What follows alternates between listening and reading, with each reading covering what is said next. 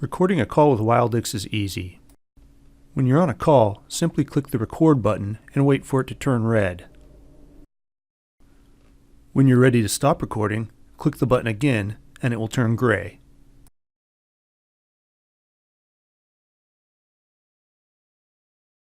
To listen to your recording, go to your call history and you will see an audio file that you can play for the call you have recorded. If you have an email address configured, a copy of the audio file will be emailed to you as well. A fast and easy way to start recording a call on any Wildix device or app is to simply hit *1. This activates recording. To stop recording, hit *1 again.